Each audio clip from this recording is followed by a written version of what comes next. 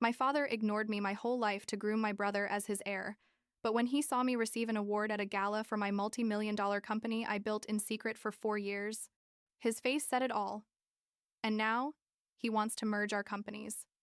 I'm 32 years old, I work in real estate, and I need to tell this story because what happened 2 weeks ago at that gala still has me kind of in shock, honestly. I guess I should start at the beginning. When I was a kid and my father, Jonathan Brooks, basically decided I wasn't worth the effort. It's not like it was obvious abuse or anything dramatic like that, but there was this invisible hierarchy in my family that we all understood perfectly. Matthew was the heir, the golden prince who was going to take over Brooks Enterprises someday. Lily was the baby of the family, the spoiled one who could do whatever she wanted because she was adorable and charming. And me, well, I was the middle one, the one who was there but not really. You know what I mean? I grew up in Chicago, in one of those huge houses in Lincoln Park where everyone has money, but nobody talks about money because it's supposedly bad taste. My father built Brooks Enterprises from scratch, started buying kind of run-down apartment buildings in the 80s and converted them into luxury properties. By the time I was 10, we had like 15 buildings, and my father was one of those guys everyone knows in the Chicago real estate industry. Matthew, who's 4 years older than me, basically lived breathing that world since he was born. My father took him to the offices since he was like 8 years old, taught him how to read contracts, how to negotiate, how to identify a good property. I remember sitting at the breakfast table listening to them talk about profit margins and zoning while I ate my cereal, and when I tried to ask a question or make a comment, my father would look at me like I'd just interrupted something important and say, "Honey, this is business stuff. You'll understand when you're older." Except that moment of understanding never came, because they never included me. Lily, who's 3 years younger than me, wasn't in that world either, but she didn't care. She was happy being the social princess of the family, going to her horseback riding classes and her charity events. But me, I don't know. I was always fascinated by the business. I watched my father transform abandoned buildings into places where people wanted to live, and I thought that was like magic. Like creating something from nothing. I studied business administration at Northwestern, got excellent grades, did internships at real estate companies during summers. I thought that maybe if I proved I was good at this, my father would finally see me. Family dinners were the worst, honestly. Every Sunday, religiously, we'd gather at my parents' house for dinner. Matthew would arrive in his designer suit and his Rolex, which my father had given him when he turned 25, by the way, and the two of them would spend half the dinner talking about business. My mother tried to change the subject sometimes, but my father always went back there, like, "Matthew, tell us about the building in River North," or, "Son, did you close that deal with the New York investors yet?" And I was there, literally sitting at the same table, with my college degree and my work experience, and it was like I was invisible. About 5 years ago, when I was 27, I finally worked up the courage and asked my father to let me work at Brooks Enterprises. I thought, okay, maybe if I'm directly in the family business, he'll finally take me seriously. I remember that day perfectly. We were in his office, that giant office on the 32nd floor with views of Lake Michigan. And I had prepared this whole presentation about why I'd be a valuable asset to the company. He didn't even let me finish. He interrupted me halfway through the third slide and said, "Natalie, I appreciate your enthusiasm, but Brooks Enterprises is a very complex business. We need people with real experience, not just university theory. Matthew has been preparing for this for years. Maybe you could help with marketing or public relations, something more suitable for you. Something more suitable for you." Those words still burn, honestly. What he really meant was something easier. Something that didn't require much thinking. Something where I wouldn't be in the way. Matthew was there too, leaning back in his chair with that condescending smile he always has. And when he saw me leaving, he said something like, "Don't take it personally, little sister. It's just not your thing." And I left that office feeling like I'd been punched in the stomach, but also, and this is important, feeling something more than just sadness. I felt rage, like that cold rage that makes you want to prove everyone wrong. I spent like 3 months kind of depressed after that, working at a mid-sized real estate firm where I was basically just another agent. But then something changed. I was reviewing listings one night, bored and drinking wine in my apartment, which I paid for myself, thank you very much, and I saw this building in Pilsen that was absurdly undervalued. It was one of those old industrial buildings that needed renovation, But the location was perfect, and the neighborhood was starting to gentrify. The owner wanted to sell it fast because he was moving out of the country. I ran the numbers again and again, and I realized that if I got the right investors and did the right renovations, I could turn it into luxury apartments and triple the value in 2 years. Here's the thing. I didn't have the capital to buy it myself, obviously. But I had some savings, contacts from college, and basically a ridiculous amount of knowledge about the Chicago market that I'd been accumulating for years without anyone paying attention to me. I got a meeting with 3 potential investors, prepared a presentation that was 1,000 times better than anything I would have done at Brooks Enterprises, and closed the deal. I bought that building, hired a renovation team, and 18 months later I sold it for almost 3 times what I paid. It was my first real victory, and nobody in my family had any idea it had happened. But I couldn't scale this alone. I needed help. And that's where Sophia Tran comes in. I met her at an industry networking event. She was this incredibly charismatic and brilliant woman who worked for a commercial real estate firm but was ready to do something of her own. We hit it off immediately, and when I told her about my family situation, without too many details at first, just that I wanted to build something independent, she literally said, "Let's do it." So 4 years ago, we formed Tran and Partners. The name was my idea. Honestly, because I knew that if my family ever heard about this firm, they wouldn't connect it to me if my name wasn't on it. Here's the arrangement Sophia and I made, and this is crucial to understanding the whole story. She would be the public face of the company, the official CEO, the one who went to events and gave interviews and basically represented Tran and Partners to the world. I would be the silent partner, the strategist behind the scenes, the one who actually made the important decisions about which properties to buy, how to structure deals, which investors to pursue. I wasn't on the website. I didn't appear in any public documents. Technically, I was an external consultant with a percentage of the profits. Sophia was perfect for the public role because she's one of those people who lights up any room she enters. While I've always been better at analyzing spreadsheets than giving motivational speeches. The first 2 years were intense, like working until 2 in the morning almost every day, basically living on coffee and takeout. We bought 3 more properties, all in neighborhoods that were at that exact point between being affordable and about to explode in value. We developed this reputation for identifying opportunities that others overlooked, for doing renovations that respected the original character of buildings but modernized them perfectly. Sophia was brilliant, handling client relationships and the press, and I was good, really good. At the strategic and financial part, we worked as a perfect team. Meanwhile, Sunday family dinners continued being their own special kind of torture. My father and Matthew kept talking about Brooks Enterprises, their big projects and their important deals. Lily was now engaged to a guy who worked in finance and was planning a wedding that would probably cost more than my apartment, and I kept being basically invisible, except now they also pitied me a little. I remember a dinner about 2 years ago, where my aunt, my father's sister, asked me what I was doing with my life. And before I could answer, Matthew said, "Natalie's in real estate, right?" But nothing serious, just selling houses here and there. He laughed like it was an inside joke, and my father didn't even correct him. The funny thing is that at that point, Tran and Partners was already generating more annual profits than some of Brooks Enterprises' projects, but of course, nobody in my family knew. Sophia and I had expanded the business to commercial properties too. We'd developed an office building in West Loop that filled up completely before we finished construction.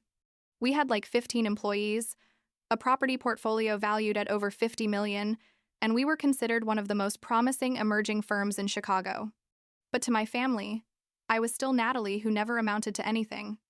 Every time my father or Matthew casually mentioned that Brooks Enterprises was the family business and that Matthew would eventually inherit it all, I just smiled and nodded and thought, they're so blind they can't see what's right in front of them. It wasn't revenge I felt. Or not just that.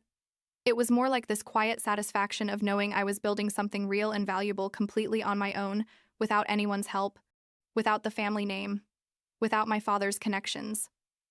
Every property we successfully bought and converted was like a small private victory. Sophia would ask me sometimes why I didn't tell my family about Tran and Partners. And honestly, at first I didn't have a good answer. I think part of me was afraid that if they made it public and my family found out, my father would somehow find a way to minimize it or take partial credit for raising me or something like that. But over time, I realized that I actually liked the separation. Tran and Partners was mine in a way that nothing else in my life was. It wasn't contaminated by family expectations or comparisons with Matthew or my father's disappointment. It was just mine and Sophia's, built with our work and our decisions. 2 weeks ago was the Chicago Real Estate Excellence Gala, basically the most important event in the industry every year. It's one of those huge events at a luxury hotel where everyone who's anyone in real estate in Chicago is there. There's a formal dinner, awards, speeches. Brooks Enterprises had won awards there before, like 2 or 3 times in the last 10 years. My father and Matthew always went, of course, and this year Lily was also going with her fiancé. My mother had invited me, more out of obligation than anything else, and I'd initially said no. But Sophia called me like a week before and said, "Natalie, we need to talk." Tran and Partners is nominated in 3 categories this year, including innovation and excellence in development. If we win, and I think we're going to win, I need you to be there. I told her my family was going to be at that event, that it would be incredibly awkward, that I preferred to keep things as they were. But Sophia, who can be very persuasive when she wants to be, told me something that stuck with me. She said, "Natalie, you've been building this empire in secret for 4 years. How long are you going to keep hiding? You don't have to do this for your family or to prove anything to them. Do it for yourself. And you deserve to be on that stage. You deserve the recognition." And she was right. Honestly, although it took me like 3 more days to agree to go. The day of the gala, I got dressed up in a black dress that probably cost more than I should have spent. But I thought, if I'm going to do this, I'm going to do it right. I arrived at the hotel, this massive place on Magnificent Mile with giant chandeliers and all that elegant stuff, and I basically immediately saw my family. They were at the pre-dinner cocktail hour, my father in his designer suit talking to other important businessmen, Matthew by his side as always, looking like he owned the place. Lily was nearby with her fiancé, laughing about something. My mother saw me first and came over, surprised that I'd actually come. She asked me what table I was assigned to, and when I told her I wasn't with them, that I had my own table with colleagues, Matthew overheard me and laughed. He said something like, "Colleagues? Since when do you have colleagues in this industry, Nat?" He said it in that tone he uses when he's being condescending but pretending to be affectionate. My father didn't even turn to look at me. He was too busy talking to whoever about whatever important deal. I just shrugged and walked away toward my table, where Sophia was already sitting with some of our key employees and a couple of investors. The dinner was long. One of those events where there are like 5 courses, and between each one there are speeches and video presentations. Brooks Enterprises won an award in the Best Historic Renovation Project category for something they'd done in South Loop. I watched my father and Matthew go up on stage, give their thank you speech, pose for photos. My father made some funny comment about how he'd been in this business for 35 years and every day still excited him. Everyone applauded.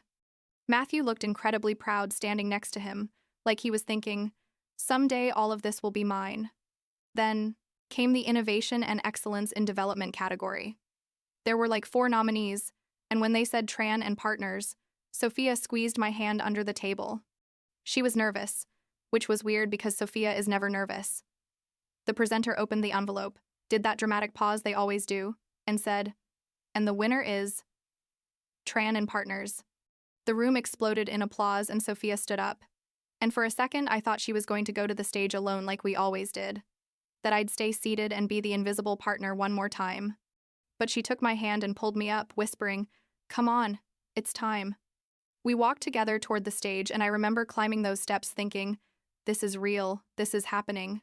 Sophia took the microphone first, gave her standard thank you speech, thanked our team, our investors, the contractors and architects we work with. I was standing next to her, still kind of in shock, looking at the audience. I could see my family's table from the stage, and my father and Matthew were looking at us with that politely interested expression you put on when you applaud for someone you don't know. They hadn't recognized me yet. Or if they had, they probably thought I was a Tran and Partners employee or something. But then Sophia said something I wasn't expecting. She said, "Before I finish, there's something I need to clarify, because our company's name can be a bit misleading. Tran and Partners sounds like I'm the only principal partner, but the truth is, this company wouldn't exist without my partner, the real mastermind behind all our most successful strategies, the person who identifies every opportunity, who structures every deal, who has turned this firm from an idea into what it is today. And she turned to look at me, smiling, and said, I want to introduce you to Natalie Brooks, co-founder and principal partner of Tran & Partners. The silence that followed probably only lasted 2 seconds, but it felt like forever. I could see people's faces processing the information, connecting the dots. Brooks, as in Brooks Enterprises, Natalie Brooks, Jonathan Brooks's daughter. And then, like in slow motion, I saw my father's face change from that polite smile to complete confusion, and then to shock. Matthew looked like someone had hit him. My mother had her hand over her mouth. Lily looked genuinely surprised, but also kind of impressed. Sophia handed me the microphone, and I had to take a deep breath before speaking, because my hands were shaking. I said, Thank you, Sophia, and thank you all. This award means a lot to us because it represents 4 years of incredibly hard work, of betting on properties that others dismissed, of building something from scratch without shortcuts or family connections. And I don't know where I got the courage for this, but I added, I especially want to thank everyone who at some point told me this wasn't for me, that I didn't have the necessary experience, that I should look for something more suitable. It turns out the most powerful motivation sometimes comes from people who underestimate you. I came down from the stage with my legs kind of shaky and went back to my table where my whole team was congratulating me and hugging me. I didn't look toward my family's table for the rest of the dinner because, honestly, I wasn't ready for that confrontation yet. I knew I'd eventually have to talk to them, but for that moment, I just wanted to enjoy the victory with the people who had really been there with me, who had worked on this as much as I had. After dinner and the remaining awards, there was a reception on a terrace adjacent to the main hall. I went out to get some air and to process everything that had just happened. And of course, my father found me there. He approached alone, without Matthew this time, with 2 glasses of champagne that he probably thought would work as a peace offering. He said, Natalie, we need to talk. And I just leaned against the terrace railing looking at the Chicago lights and said, Okay, let's talk. My father was clearly uncomfortable, which was new for me because my father is never uncomfortable. He's always in control. He started with a, Why didn't you tell me? Which honestly made me want to laugh because the answer was so obvious. I told him, Why do you think, Dad? How many times did I tell you I wanted to work in real estate and you ignored me? How many times did I ask you to let me be involved in Brooks Enterprises and you told me it wasn't my thing? Did you expect me to come running to tell you when I finally found success on my own? He was quiet for a moment, drinking his champagne, and then he said something that almost made me cry right there. He said, You're right. I underestimated you. I underestimated you terribly. I thought I was protecting the family by keeping the business between Matthew and me. I thought you didn't have the temperament for this. But clearly I was wrong. Tran & Partners is impressive. Natalie, what you've built is genuinely impressive. I should have given you a chance years ago. And I'm sorry. It was the first time my father had apologized to me for something significant, and part of me wanted to accept it and hug him and make peace right there. But another part of me, the part that had been carrying years of being ignored and minimized, wasn't ready for that yet. I told him, I appreciate the apology, but I don't need it now. I've moved past it. I built something without your help, and that's important to me. And he nodded, like understanding. And then he said something that completely changed the conversation. He said, I've been thinking, since the moment I saw you on that stage, about how Brooks Enterprises and Tran & Partners could work together, maybe even merge eventually. You have strategic talent that we need, and we have resources and connections that could take your company to the next level. We could create something incredible together as a family. Our Matthew and you could co-lead. It would be perfect. And there it was. Just when I thought maybe my father was finally seeing me for real, it turns out what he was really seeing was a business opportunity. He wasn't proud of me as his daughter. He was impressed by my company as a businessman and wanted to absorb it, make it part of his empire. Everything went back to being about him and about Brooks Enterprises and about keeping everything under his control. And what's worse, the idea of co-leading with Matthew, with my brother who had condescended to me for years, who had never taken me seriously, was just absurd. I told him, with the calmest voice I could manage, No, Dad, I'm not going to merge my company with yours. I'm not going to sell. I'm not going to partner up. Tran and Partners is mine and Sophia's. We built it, and it's going to stay ours.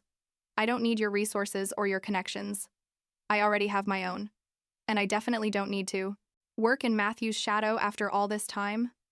My father looked genuinely surprised, like he couldn't believe I was rejecting his offer. He tried to argue, told me I was being emotional, that I wasn't thinking strategically, that this was an incredible opportunity I shouldn't waste. But for the first time in my life, I didn't let myself be manipulated by that. I told him, I'm thinking perfectly strategically, and my strategy is to maintain my independence and my freedom, something I'd never have working for you or with Matthew. I've spent the last 4 years building this specifically, so I wouldn't depend on this family's approval. Why the hell would I give that up now?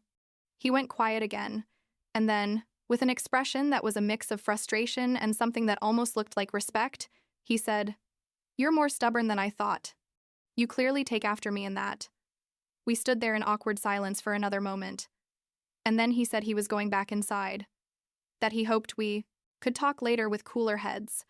I just nodded, and I watched him leave, thinking that conversation probably wasn't going to happen soon, or maybe never. Matthew showed up at some point too, tried to give me the line about how we should be a united family and work together, but it was so transparently fake that I basically ignored him. I think deep down he was resentful that his little sister, the one who supposedly didn't have what it takes for business, had built something so successful without his help. The days after the gala were weird. My mother called me a couple of times, trying to mediate between my father and me, but I made it clear there was nothing to mediate. That I wasn't angry. But I also wasn't interested in fake family meetings, where everyone pretended everything was fine.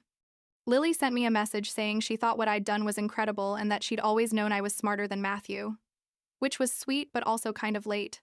Sophia and I had a long dinner, where we processed everything, and she asked me if I regretted finally making it public. I told her no, that I actually felt liberated, like I could finally exist completely as myself without hiding. Tran and Partners has kept growing since then. We just closed a deal to develop an apartment building in Logan Square. That's going to be our biggest project yet. We hired 5 new people last month. Sophia and I are considering expanding to Milwaukee too. There are interesting opportunities there. And the best part of all is that all of this remains ours, without compromises, without having to report to my father or work with Matthew, or lose my identity in the process. Sunday family dinners still happen. But I've gone to maybe 2 in the last 2 weeks. When I go, the dynamic is different now. My father no longer ignores what I do. In fact, he asks questions about Tran and Partners, although I can see it's a bit hard for him not to give unsolicited advice or try to influence my decisions. Matthew is more distant with me now. I think he genuinely doesn't know how to relate to me as an equal, instead of as a little sister. And honestly, that's fine. I don't need us to be best friends. I just need him to respect me. And I think he finally does, even if reluctantly. Last week, I came across an interesting property in Wicker Park, an abandoned warehouse that could become incredible lofts. I was reviewing the numbers in my office late at night, doing what I do best, when Sophia came in and asked me if I ever regretted not accepting my father's offer, if I didn't wonder what it would have been like to merge the companies. I told her no, that I never wondered about it, because the freedom to build something completely mine, to make my own decisions without having to justify them to anyone, is worth more than any resource or connection Brooks Enterprises could offer me. And it's true. Every time I sign a contract or close a deal or see one of our finished buildings, I feel this deep satisfaction knowing that I did this, that nobody can take it away from me or take credit for it. I don't know exactly how things are going to evolve with my family in the long term. Maybe I'll eventually get to a point where I can completely forgive my father for all those years of ignoring me. Or maybe not. Maybe Matthew and I will find a way to have a genuine relationship as siblings and colleagues, or maybe we'll always be cordial but distant. What I do know is that I no longer need their validation. I'm no longer waiting for them to see me or value me the way I wanted so much when I was younger. I see myself now. And Sophia sees me. And my team sees me. And that's enough. It's more than enough. I guess in the end, this story isn't really about revenge or about proving something to my family, although those elements were definitely there at the beginning. It's more about finding your own path when the path you expected to follow was denied to you, about building something so solid and true that nobody can question it or take it away from you. and about learning that sometimes the best response when someone tells you something isn't for you, isn't to try to convince them otherwise, but to simply walk away and do it anyway. So well that eventually they can't ignore it. I'm 32 years old. I'm co-founder of one of the most successful real estate firms in Chicago. And finally, I'm exactly where I'm supposed to be.